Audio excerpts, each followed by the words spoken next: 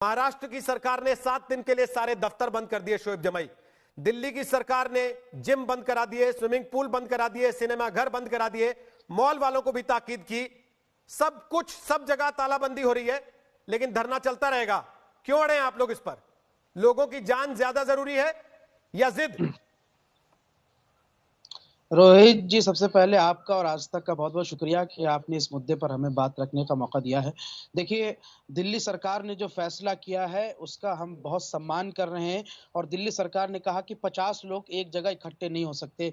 इसलिए हम लोग तमाम जो प्रदर्शनकारी हैं, हिंदुस्तान में जो आंदोलन चल रहे हैं, उसमें ये तय हुआ है कि भी 50 लोग नहीं होंगे बल्कि 40 लोग एक जगह इकट्ठे होंगे और 10 मीटर की दूरी पर फिर दूसरा जत्था इकट्ठा होगा।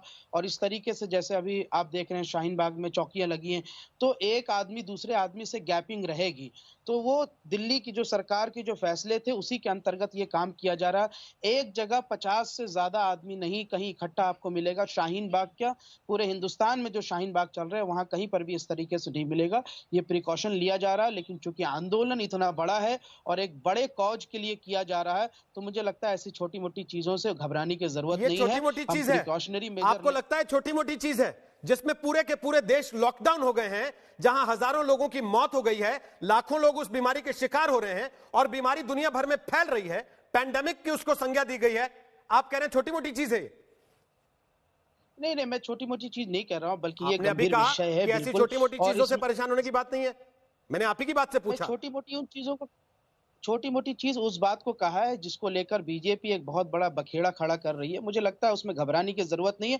हम बिल्कुल सुरक्षा कारणों से प्रिकॉशनरी मेजर लेकर के और जिस तरीके से दिल्ली सरकार ने निर्देश दिए हैं उसी के तहत जो है उस मामले को हम रखते हुए शाहीन बाग में 50 लोग एक जगह बिल्कुल भी इकट्ठे आपको नहीं मिलेंगे। दिल्ली सरकार जब चाहे चेक करा सकती है, लेकिन जहां तक प्रदर्शन और आंदोलन की बात है वो तो तब तक नहीं रुकेगा जब तक ये तीनों फसाद की जड़ जो है वो खत्म नहीं हो जाती। ये तो मेरा आपसे वादा है। दूसरी बात यह है कि जो अभी देश को लड़ने की जरूरत है कोरोना वायरस से, सब मिलकर लड़ रहे हैं, हम सब एहतियात बरत रहे हैं। शाहीन बाग के प्रदर्शनकारी भी जो है मास्क लगा करके, सैनिटाइजर, बल्कि हमारी टीम ने, सब लोगों ने सैनिटाइजर भी वहां बंटवा रही है। मुझे लगता है सरकार को भी इस पर ध्यान देना चाहिए, चूंकि लोकतंत्र है और लोकतंत्र में विरोध प्रदर्शन होना चाहिए। तो सरकार की जिम्मेदारी थी कि वहां मास्क बांटे जाए, वहां पे सैनिटाइजर बांटे जाए, वहां पे जो है चेकअप की व्यवस्था हो, जो जिस तरीके से। तो देखिए, एक सैलरी ना बांध दे सरकार वहां पे हर दिन बैठने वालों की, कि इनको मासिक तनख्वाह देते हैं हम लोग जो धरना दे रहे हैं वहां पर बैठकर। नहीं। सरकार ने आपको नौकरी पे रखा है क्या धरना देने के लिए? दफ्तरों में बांट रही है सरकार, जहां सरकारी दफ्तर में कर्मचारी आता है नौकरी करने के लिए। लेकिन आप अगर धरने पर बैठेंगे तो यह भी उम्मीद करेंगे कि आपको फिर पेंशन भी बांध दी जाए और जीवन बीमा भी करवा दिया जाए साथ में तनख्वाह के।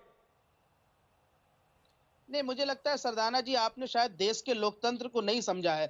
पूरे हिंदुस्तान क्या दुनिया में मैंने लोकतंत्र को बहुत अच्छे से समझा है, इसीलिए आपसे पूछ रहा हूं। डेमोक्रेसी आपको इससे कोई फर्क नहीं पड़ता अगर बीमारी फैल जाए, आपको कोई फर्क नहीं पड़ता कि आप वहां से एक पीड़ित होकर दरभंगा पहुंच जाएं, नागपुर पहुंच जाएं, किसी चौथे शहर में पहुंच जाएं और वहां पर भी वो फैल जाए संक्रमण, जैसा